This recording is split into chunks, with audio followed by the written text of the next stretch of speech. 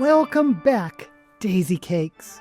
Today I wanted to do something a little bit spooky in celebration of Halloween. Why? Because I am Daisy Ex Machina, the drag queen detective who investigates all things speculative in science fiction, fantasy, and horror. My initial thought was to do the top 10 horror films of the 1980s, but I could not narrow it down. And I realized that the decade of the 80s is a decade when I was in college. I may have been a little bit of a stoner and hung out with a bunch of other fellow enthusiasts of horror, and we would rent movies over and over again because this was the era of the video rental stores. I remember going to these mom and pop video stores and renting movies over and over again.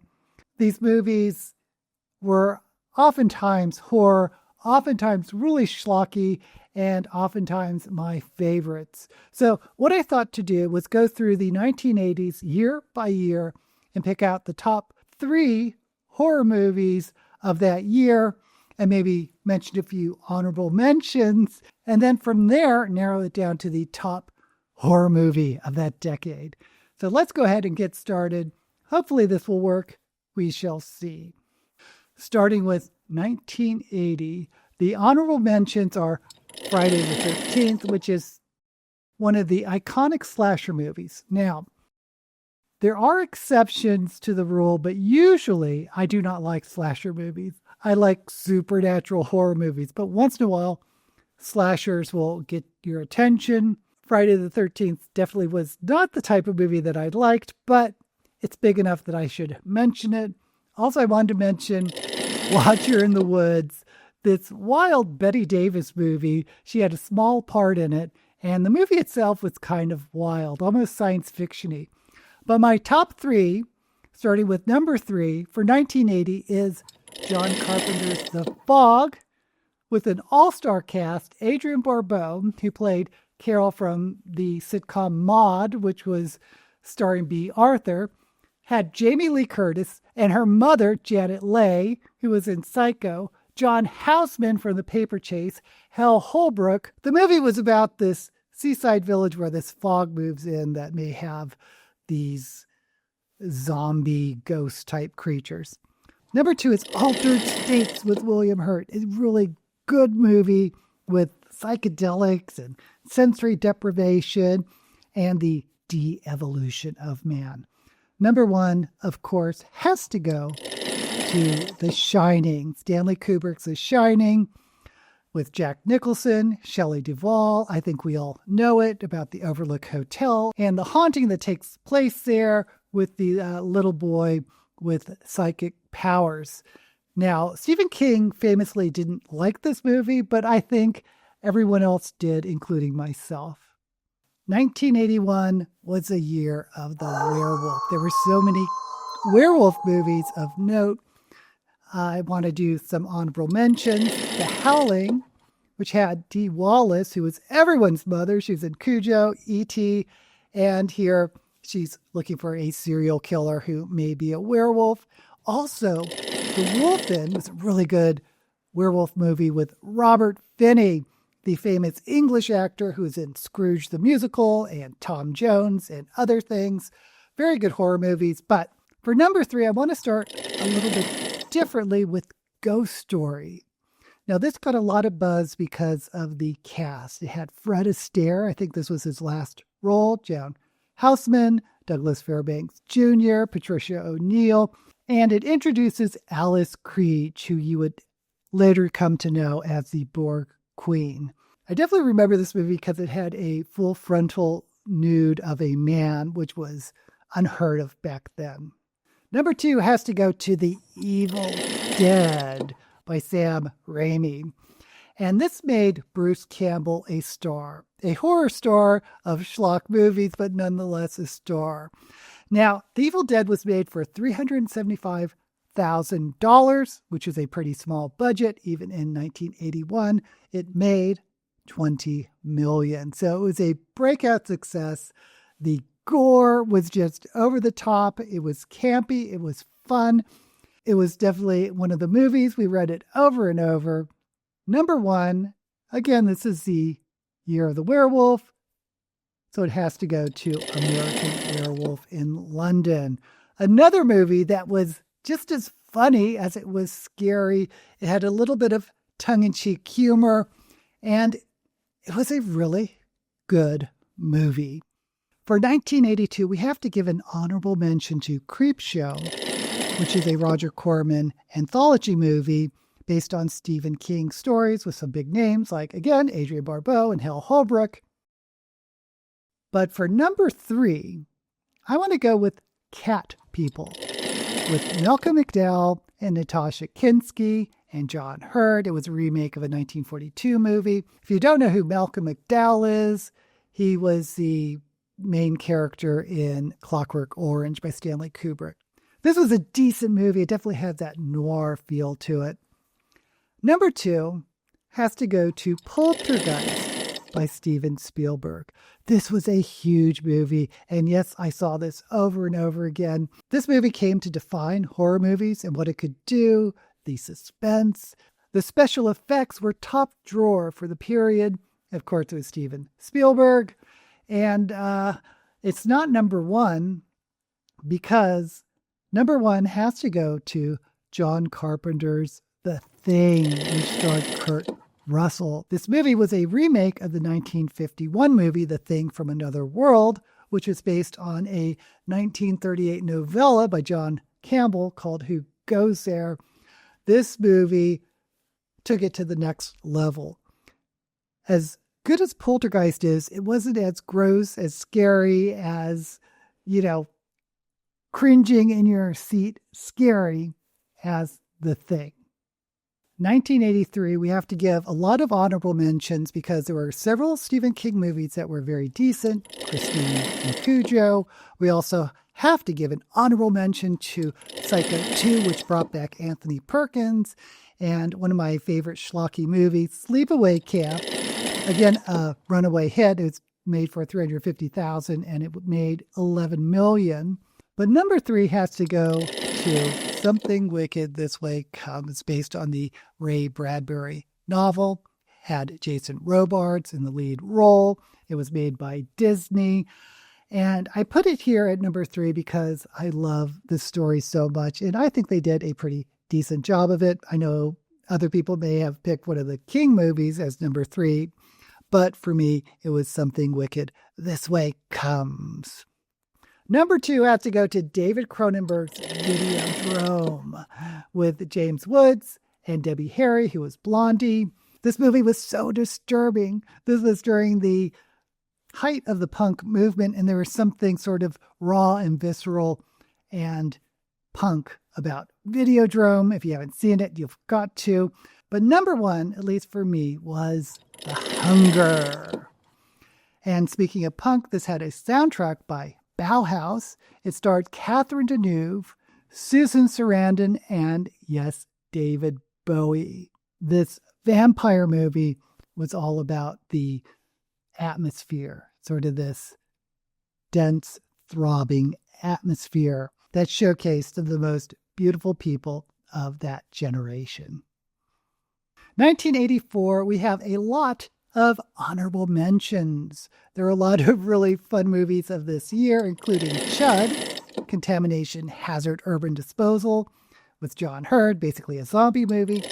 Company of Wolves, again, a werewolf movie, but this one with a Red Riding Hood twist with Angela Lansbury. Night of the Comet, a really cheesy movie, again, with zombies.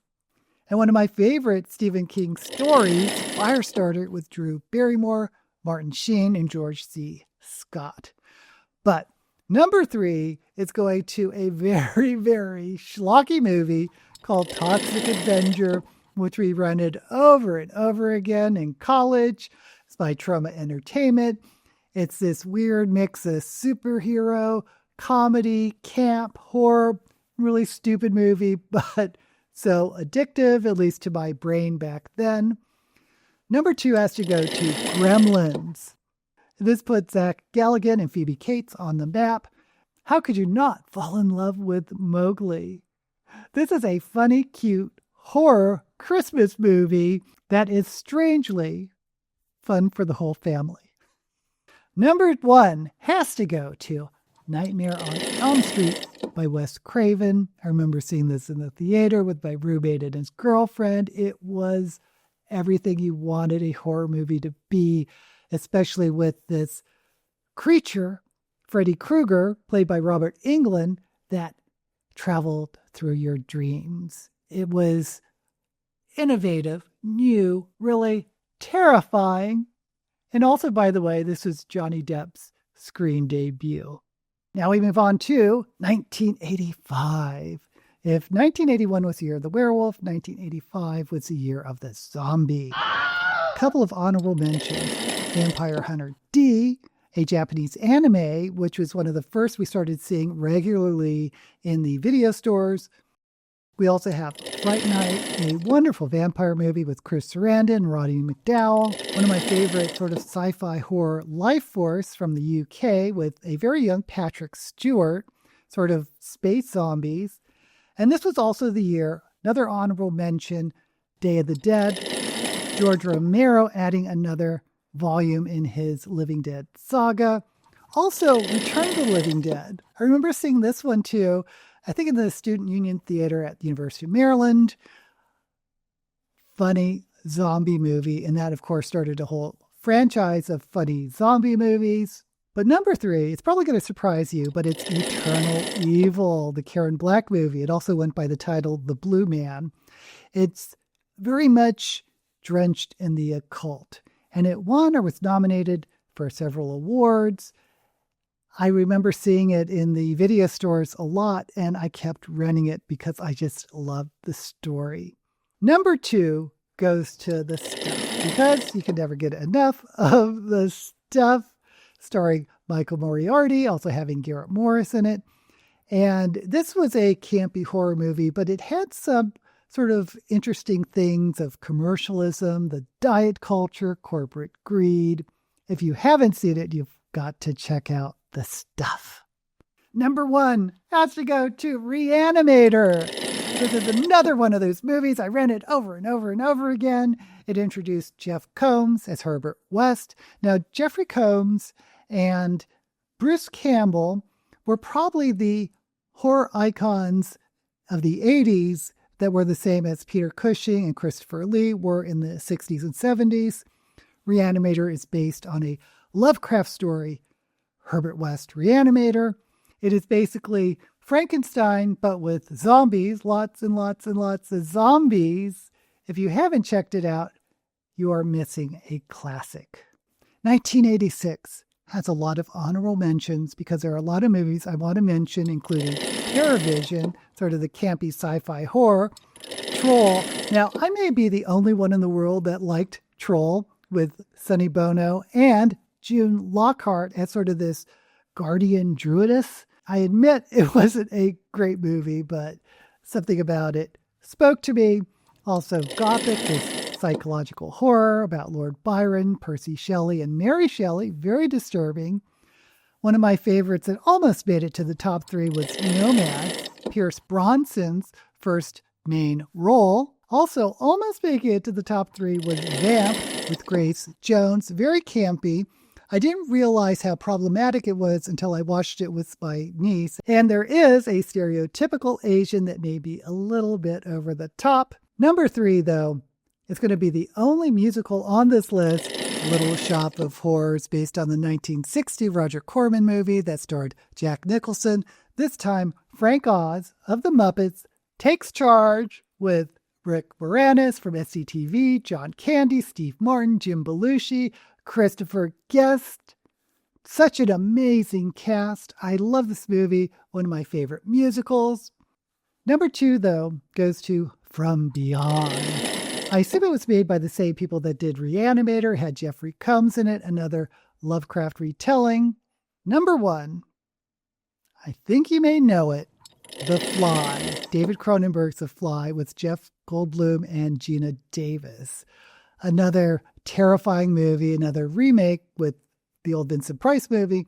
This one is much more graphic, much more gross, and in my opinion, an improvement on the original. 1987, there's another bunch of honorable mentions. I just got a list because I love these movies. The Believers with Martin Sheen, sort of this voodoo occult story. The Lost Boys, Corey Haim and Corey Feldman. It has Diane Wiest in it. It's the vampire movie that probably everyone has seen. Prince of Darkness, John Carpenter's vampire twist was Donald Pleasance as a priest, has this cylinder of evil liquid that the church was guarding and is now being studied by quantum physicists. It's a wild movie that takes the vampire myth and turns it on its head. But number 3, I want to give to Hellraiser. This is Clive Barker's directorial debut based on his novella, The Hellbound Heart. And it introduces what has become one of the iconic horror villains, Pinhead. And if you don't know, Clive Barker is one of my favorite all-time horror authors, and this movie just raises him to a whole other level. But it didn't beat out number 2, Angel Heart. This movie starred Mickey Rourke before he went into boxing and had to have facial reconstruction. You can see what a hunk he was back then. My favorite actor, though, is Robert De Niro, who had a small role in this movie, but it was great. This movie did get a lot of attention because Lisa Bonet, who is known as a child actor, she's one of the Cosby kids, she had sort of this scandalous, explicit scene. The story, though, is actually a supernatural mystery that kept me on the edge of my seat. Number 1 goes to a sequel, Evil Dead 2, which I think is the best of all the Evil Dead movies. It again stars Bruce Campbell. It covers a lot of the same ground as the first movie, but this time it really leans more heavily into the Lovecraftian mythos, which I loved. Interesting thing, this movie may never have been created if not for Stephen King, who saw the first movie, really believed in it, and arranged the financing for the second. Next, 1988. There's just 2 honorable mentions. Elvira, Mistress of the Dark. Yes, Elvira has her own movie. Kind of silly, more comedy than horror. And The Blob, a remake of the 1958 film. This was starring Kevin Dillon, who is Matt Dillon's younger brother. And it was decent. But number 3 goes to Child's Play for introducing the world's most famous diabolical doll, Chucky. Number 2 goes to this independent UK movie, Lair of the White Worm, that stars a very young, I think this is his first starring role, Hugh Grant. Again, this one was very campy, but it has a decent horror theme through it. Very low special effects, but doesn't bother me. And this is kind of the year of the sequels, too, because you had Fright Night 2, Friday the 13th 7, Howling 4, Nightmare on Elm Street 4, Phantasm 2, Poltergeist 2, Sleepaway Camp 2, Return of the Living Dead 2. Number 1 goes to another 2, Hellbound, Hellraiser 2. Again, this is a sequel to Clive Barker's Hellraiser. I like this movie more than the first one. The main villain this time, other than Pinhead, is the main character, Christie's stepmother, Julia, who gives a phenomenal performance. One of my favorite characters, though, is Tiffany, who is a mental patient who is a genius at solving puzzles and therefore can solve the infamous Hellraiser puzzle box and figure out the lament configuration. Rounding out the 80s with 1989, I have to give an honorable mention to 976 Evil, which was Robert Englund, Freddy Krueger's directorial debut, and starred Stephen Jeffries, who was also in Fright Night, but he later became a gay porn star in the 90s and tried to hide the fact. And it's about the novelty phone lines that were popular in the era, only this one has a direct line to hell. I also want to give a shout out to Vampire's Kiss, one of Nicolas Cage's movies where he is so over the top, only this really isn't horror as much as psychological torment. Finally, I want to give a shout out to Puppet Master, another low-budget, schlocky horror movie of the 80s that, for some reason, touched a nerve with me, enough so that I rented it too many times. Number 3 has to go to Warlock with Julian Sands. The story is kind of predictable. We got a little bit of time travel from the Age of Salem, bringing forward a warlock and, of course, a witch hunter. Number 2 goes to Pet Sematary. Welcome back, Stephen King. This one stars Fred Gwynne, who you may know as Herman Munster, and Denise Crosby, who you may know as Lieutenant Yar from Next Generation. This is another movie about zombies, only this time starting with zombie pets. Number 1 may surprise you because it's a slasher movie. And you know, I said at the start, slasher movies are my least favorite horror movies, but there's always exceptions. This is the exception. 1989, number 1 for me, horror movie is Parents, starring Randy Quaid and Mary Beth Hurt.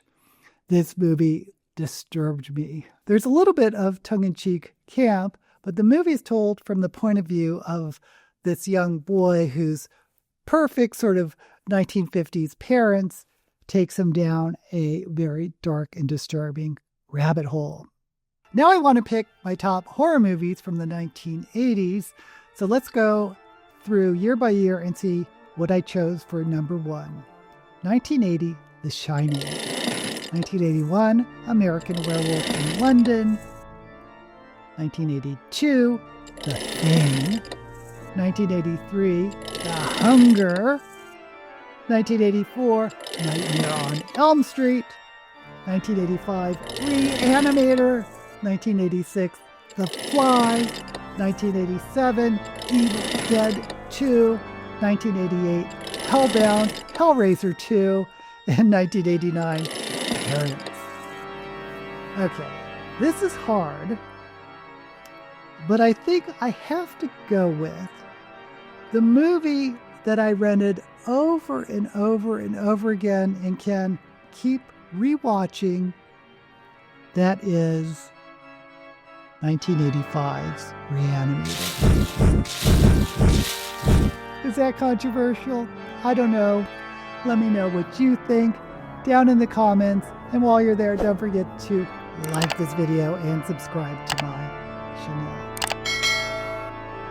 Until we meet again, may all the books you read be blessed.